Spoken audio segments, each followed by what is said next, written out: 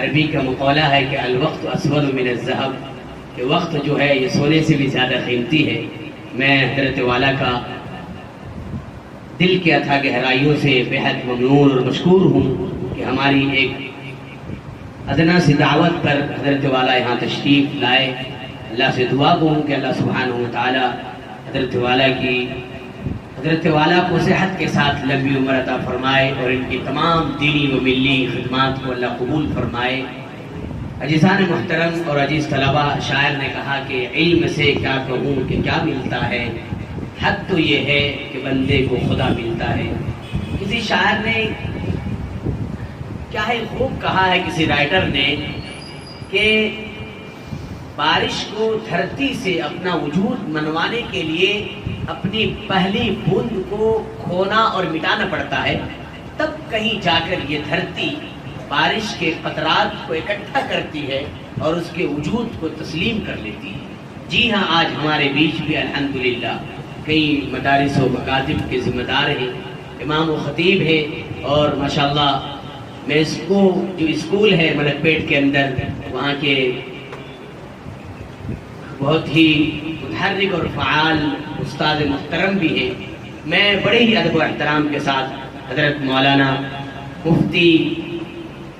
اکرام الدین صاحب کان کرتوی دامت برکاتہم العالیہ، امام و خطیب مسجد غفاریہ یاقوت پورہ حیدرآباد سے اس شعر کے ساتھ ہم دعوت خطابت دینے جا رہے ہیں کہ خطابت وجد میں آئے تو پھر ہتھیار بن جائے، کبھی خنجر کبھی نیزہ کبھی تلوار بن جائے، اور خطابت کی گلفشانی مسلم ہے زمانے میں،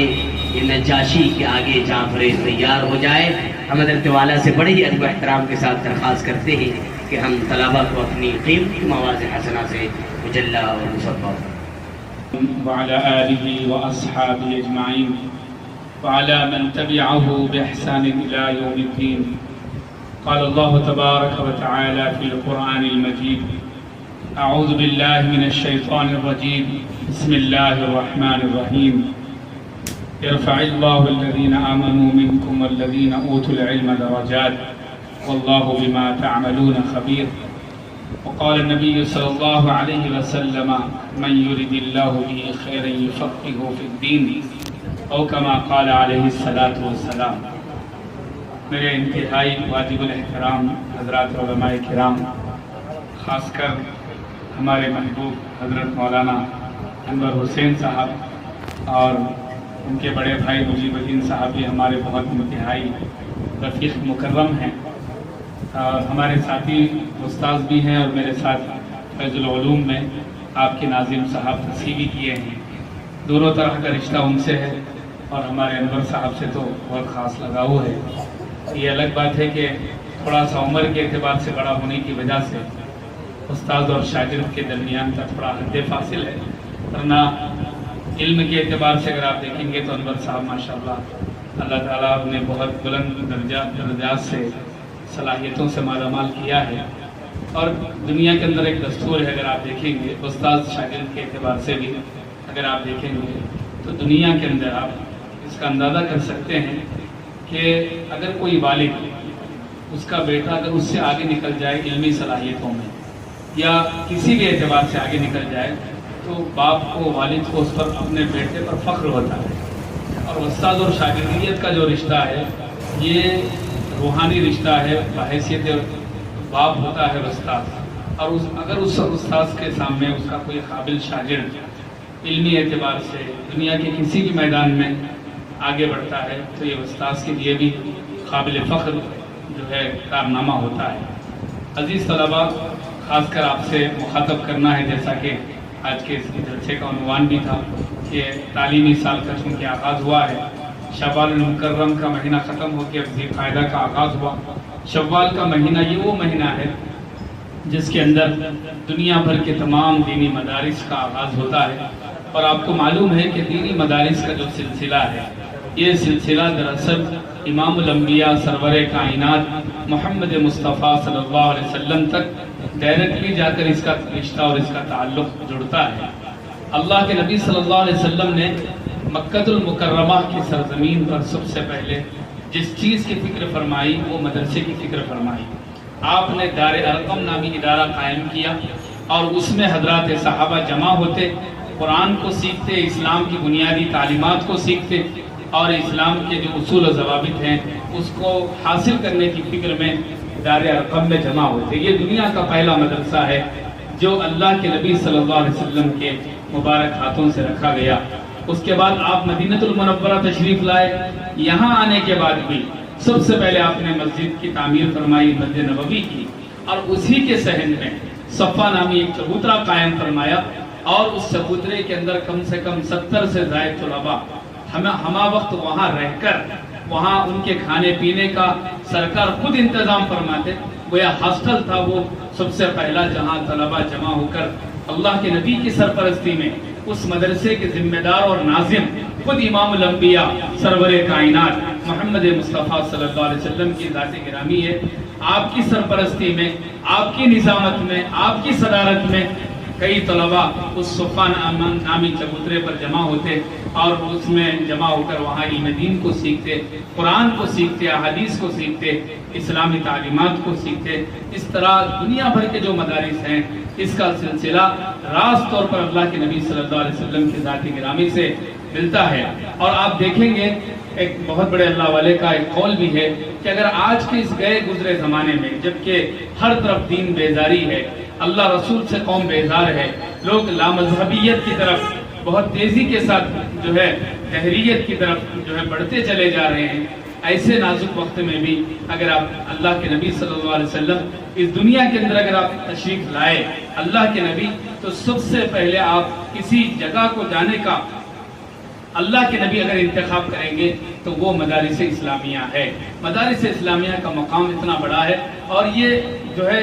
جو بات کہی گئی کہ آج کی تاریخ میں بھی اگر اللہ کے نبی اس دنیا کے اندر آئے مدرسہ آنا پسند کریں گے، یہ بات کوئی ہوائیہ بات نہیں ہے. یہ بات اس معنی کر ہے کہ اللہ کے نبی صلی اللہ علیہ وسلم کا زمانہ ہے. آپ مسجد نبوی میں تشریف لے گئے، باضابطہ حدیث ہے وہاں دو قسم کے گروپ بیٹھے ہوئے تھے. ایک گروپ وہ تھا جو قرآن کریم کو سیکھنے سکھانے میں مصروف تھا، دوسرا گروپ وہ تھا جو ذکر و اذکار میں اللہ کی عبادت میں مصروف تھا. تو اللہ کے نبی کے پاس اب دو آپشن ہیں. آپ مسجد میں آئے، صحابہ کرام کا ایک گروپ ادھر بیٹھا ہوا ہے جو ذکر اللہ میں مشغول ہے، ایک صحابہ کرام کا گروپ دوسری طرف بیٹھا ہوا ہے اور وہ دین اسلام کو سیکھنے سکھانے میں مصروف ہے. اب اللہ کے نبی صلی اللہ علیہ وسلم چاہتے تو اس اللہ کے ذکر والے گروپ میں جا کر بیٹھ سکتے تھے، وہاں عبادت ہو رہی تھی، لیکن آپ نے اس گروپ کو جوائن کیا جس گروپ کے اندر قرآن اور احادیث مبارکہ کو سیکھنا اور سکھانا ہو رہا تھا. تو اس سے اندازہ کر سکتے ہیں کہ مدارس اسلامیہ کی کتنی بڑی اہمیت ہے.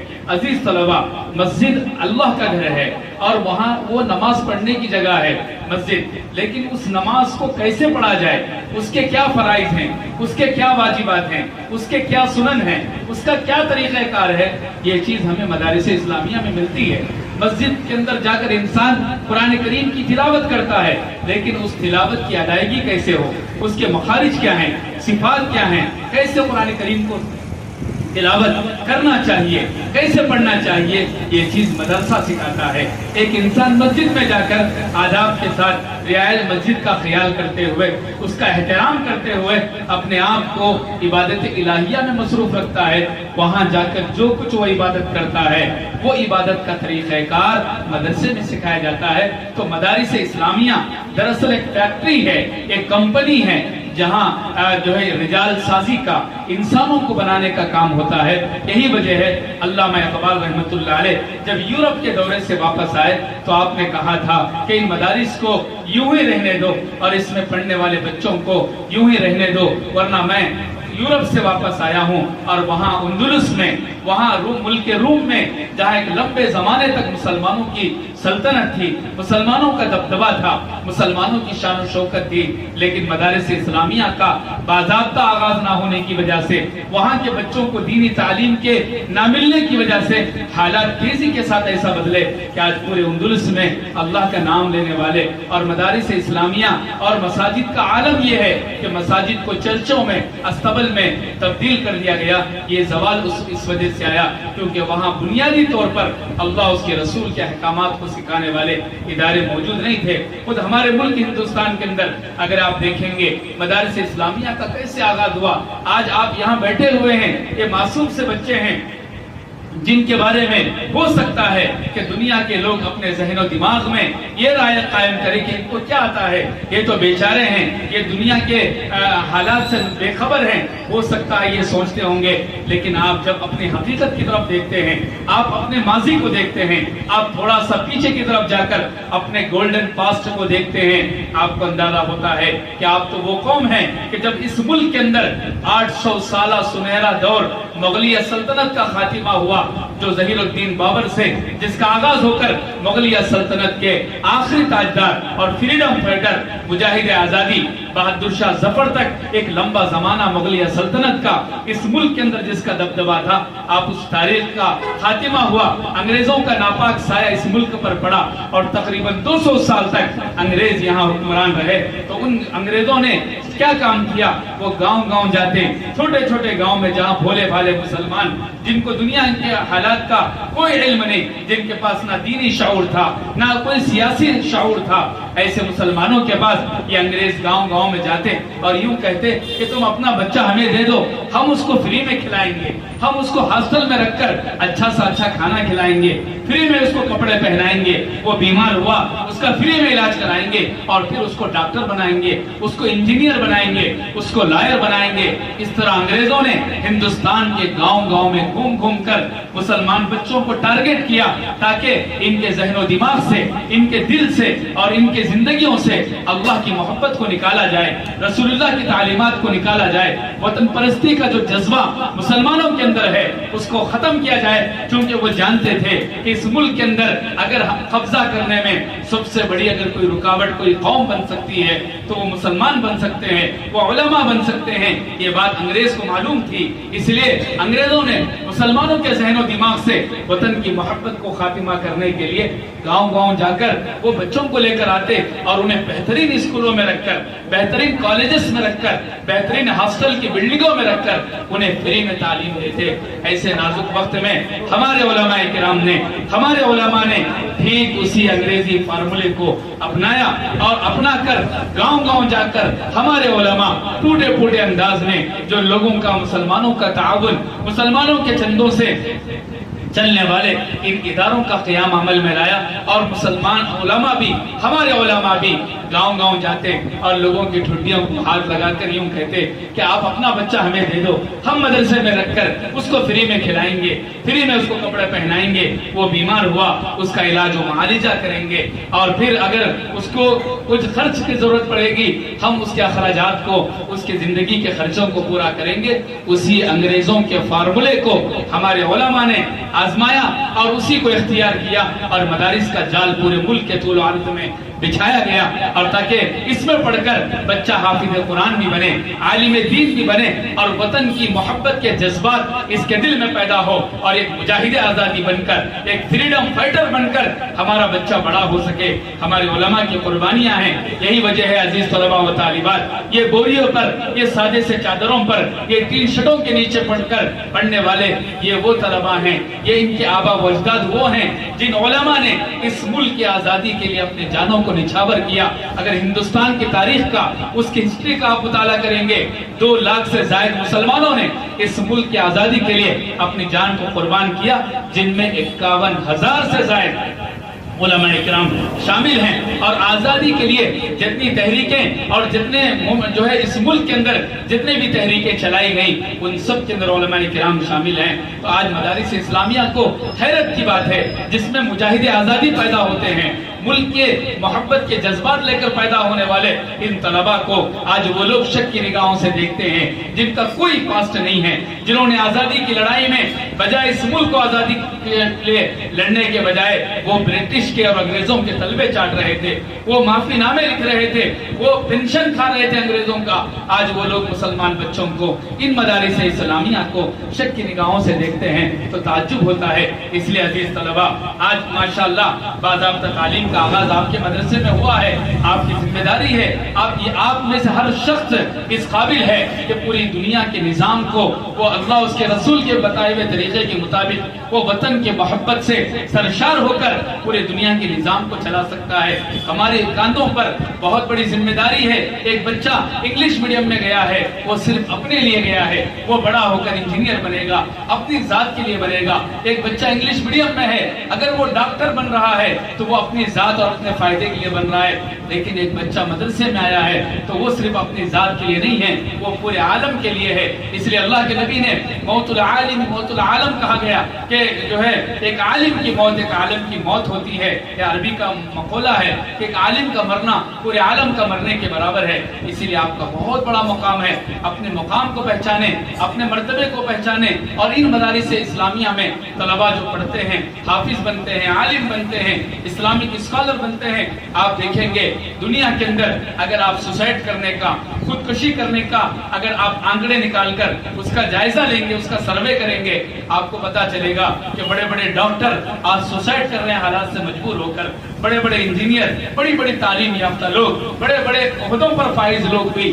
ڈپریشن کا شکار ہو کر، حالات کا شکار ہو کر، ذہنی تناؤ اور ذہنی دباؤ کا شکار ہو کر سوسائڈ کرتے ہیں۔ لیکن کوئی حافظ قرآن معاشی اعتبار سے مجبور ہو کر سوسائڈ کیا ہو، کوئی عالم دین سوسائڈ کیا ہو، جبکہ لوگ یہ کہہ کے بدنام کرتے ہیں کہ حافظ بنیں گے تو کھائیں گے کیا، عالم بنیں گے تو زندگی کے خرچے کیسا پورے ہوں گے۔ لیکن آپ سوسائڈ کرنے کا جو آنکڑے ہیں وہ نکال کر دیکھیں گے، آپ کو دور دور تک علماء نظر نہیں آئیں گے، دور دور تک حفاظ کرام ان سوسائڈ کرنے والوں میں نظر نہیں آئیں گے۔ حالانکہ آمدنی کے ذرائع، انکم کے سورسز بہت محدود ہونے کے باوجود، بہت لمیٹڈ ہونے کے باوجود بھی ان علماء کرام انہی پیسوں میں، ان حفاظ کرام انہی تنخواہوں میں اللہ کا شکر ادا کر کے زندگی گزارتے ہیں اور حشاش بشاش ہو کر زندگی گزارتے ہیں۔ ایک دنیا والوں کے لیے، خاص کر ان لوگوں کے لیے جو مدارس